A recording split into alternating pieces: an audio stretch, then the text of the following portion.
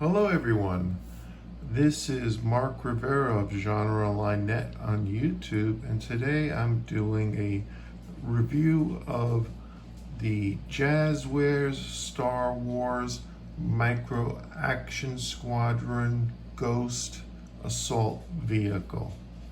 This is a large miniature vehicle made to be in the same scale as their other vehicles in the same series, and it comes with 4 minifigures. Those being basically, I can't even pronounce this one, so I'm just gonna I think his name is Zev in the cartoon, Kanan Jarrus, Sabrine Wren, and Harris Andula. This is Series 3, and its number on the vehicle is 0131. This is not an edition number or anything like that. This is a toy, but in terms of the amount of detail and collectability, I've seen a review of this on YouTube, and me being a sci-fi nerd and all, I had to get myself one. So this is the box, okay? You can turn it to the side. Here we have, battle scene. And then in the back, basically, you get all the features. You could see over here that it has quite a lot of them, including battery-operated sounds and light features, etc. Now, what I'm going to do is I'm going to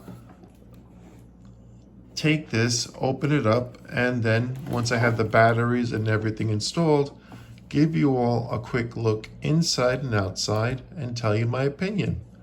All right, so hold on. Okay, now this is the Ghost out of the box, and as you can see, it's a very detailed toy replica of the spaceship from the Star Wars Rebels cartoon series, and could now be seen in its full glory on the Disney Plus streaming channel. Now, this is really nice considering what it is. It's very detailed, seems to be screen accurate, and is in full scale with the other spaceships and whatnot in the series. In the bottom of the ship, you have a little door over here that then they open it up. You see that basically this is meant to be where they enter the ship. There's nothing in there per se. It's just something for show. But this, I guess, would be the way they would enter and leave. So this goes in like this, and you're all set. Okay. Next, we have the cockpit, and I already put 3 of the 4 figures that are included in here. And as you can see, I'm going to put this closer to the camera. You can see they fit just fine. They look very small because they are very small. This is the type of thing, I know it's made for kids, but to me, these little things are always made to be lost, for lack of a better expression. So unless you really are a kid and whatnot that's going to that's very careful, I suggest just putting the figures someplace safe where they look nice, and just keeping them there as if this is a replica or whatnot. Okay, so this shuts over here like this, and there's some more features, but for now I'm just going to close this. All right, now here's the side of the vehicle. See, nice paint job here. Really nice weathering the dirt, the grime, in keeping with the used look of Star Wars in general. Here's the back of the ship with the engines. And here, whoops, yep, I pressed this accidentally, but yes, the engines light up, as do other things, which I'll get to very soon. Hopefully I won't trigger them accidentally because I pressed the button. But okay, this is the other side of the ship. And now as we look at the top, we have this turret here, which moves around, goes 360 degrees, like so. And the gun moves up and down. And yeah, that's the landing noise. And if you look inside, I put the one of the other figures in the cockpit right here. And basically, that's it really. What's kind of cool is that there are light up features, such as when it fires.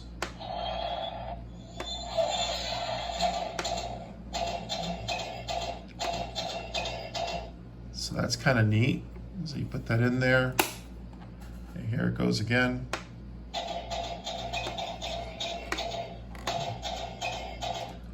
Okay, so it gives you an idea at least of what it looks like when you have with the batteries inside. Batteries go in at the bottom over here.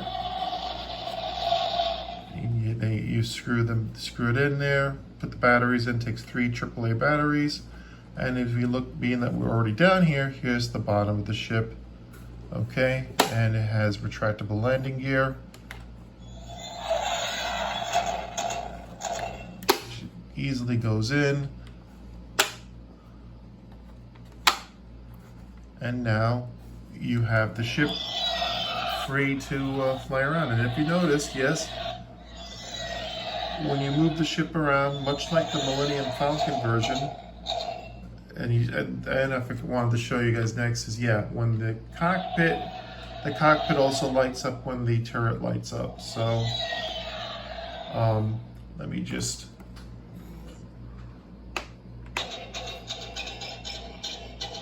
so that's a nice little touch that they make both the cockpit and the turret pit light up. And basically you have these 2 buttons here. This button here, the first one, you press it once and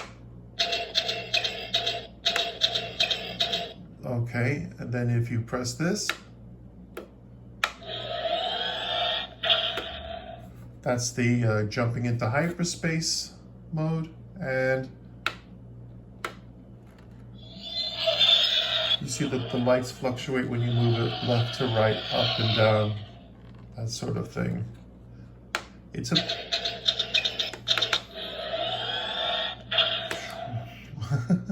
so you can see it's pretty neat. And now there is no off switch that I could see for turning off these lights. I think they just turn off by themselves. But let me just take these landing gears back out so I could continue with the demonstration. They're a little bit tight when you initially take them, but I'd rather them be a little tight than have them be loose and then you can't really display it because they keep falling in back into the thing.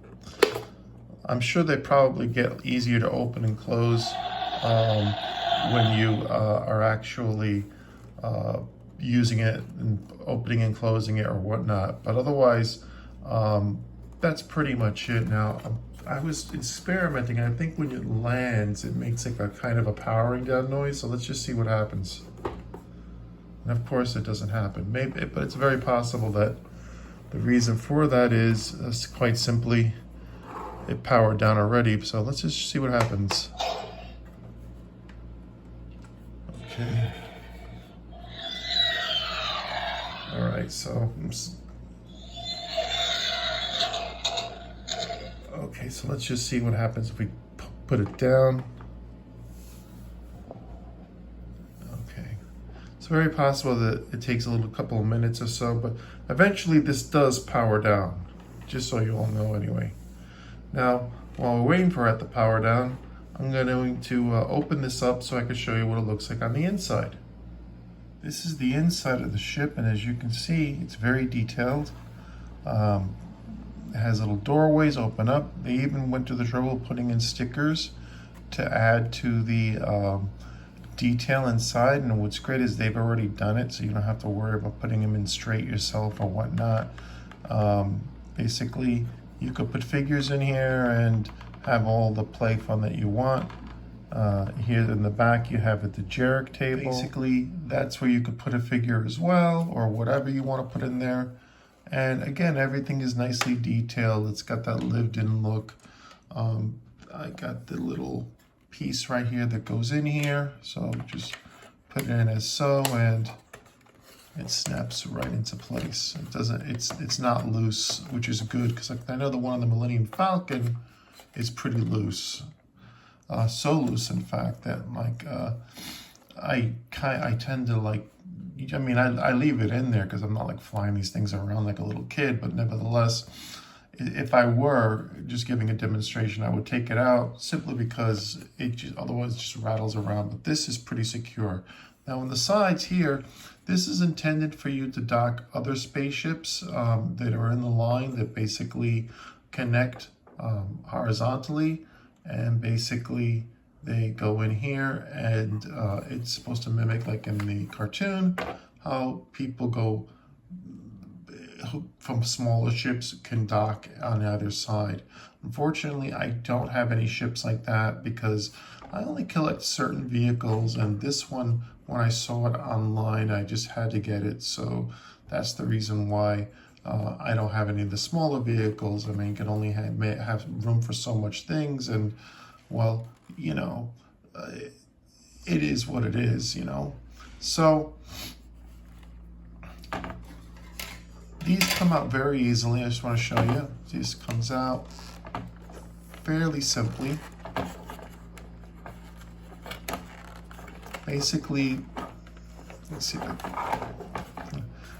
They're tightly put in, but as you can see, there's a little hole over here. So, and you see a little tab sticking up here. So basically what you do is you just take it out like I just did now, hopefully a little bit more gently. As I said before, they are a little tight, so you want to do it with care. A little hole right here, and basically you would normally pop this out, put it out like this, so that you can have the dock out. But if you don't have any accessory ships or whatnot, or just prefer to keep it inside, you basically put it in like this, and it should snap in.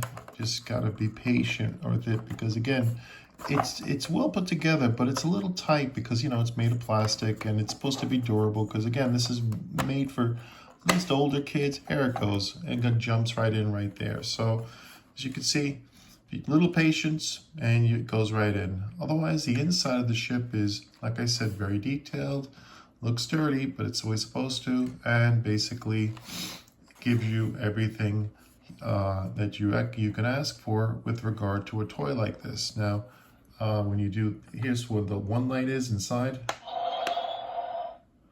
That lights up the turret, and in the cockpit, the other light is beneath the figures. So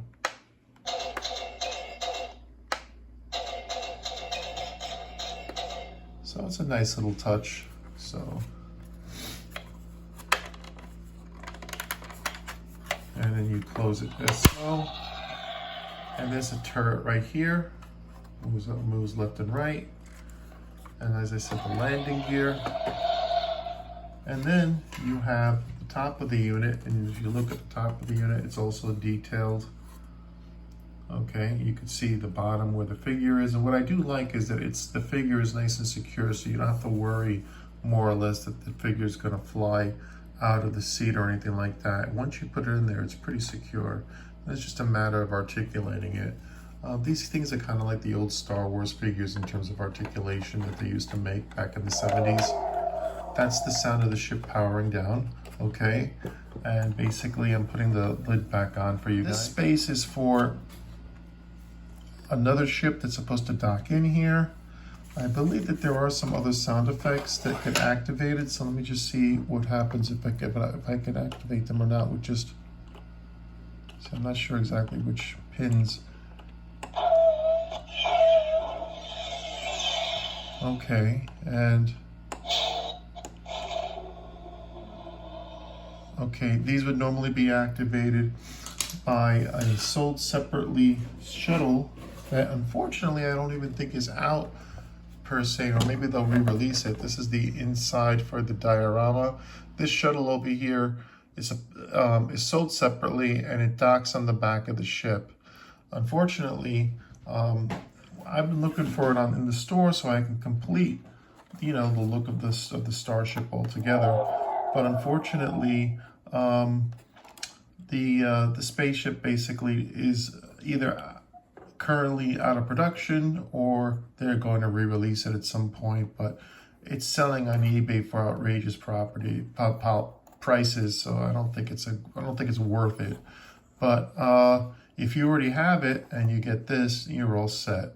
Okay.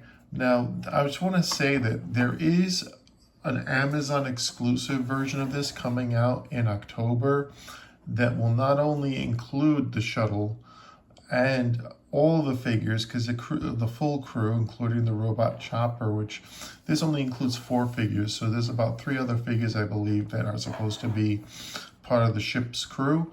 And basically, it will include everything. And not only that, you'll get 2 starfighters that you can dock on either side, and a stand so that you don't have to necessarily have the landing gear to hold it.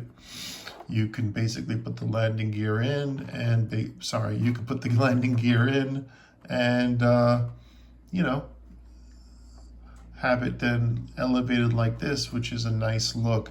That set comes out in October. It's an Amazon exclusive. I don't know, maybe I'll get one. Depends one on whether I'm crazy enough to feel like getting one, and then I don't know what I would do with this extra one here. Or maybe I won't. But regardless, I hope you all at least got an idea of how this works. I know it's not a perfect review, but these tend to be off-the-cuff reviews. I don't, this is just me buying something out of pocket. I bought this from Target, and basically, for what it is, I like it. So, this is by a company called Jazwares, and the instructions it comes with are very clear. Okay, just want to show you what they look like inside. And finally, basically everything that's included works. Takes 3 AAA batteries, comes with 4 figures, has light and sound features, and is available now. It's gigantic, and it comes in scale with the other ships in the line, and it's a great way to get this starship in an economical form, but without sacrificing detail, and also having lots of room to display it. So this is Mark Rivera with Genre.net on YouTube. I hope you enjoyed this review, and if you have, please like, comment, share, and subscribe, because it really helps a lot and lets YouTube know that people are enjoying the channel. And basically, even if it's just a comment or whatnot, it's the interaction that counts. So thanks again for watching, and I'll see you all in the next video. Bye-bye now.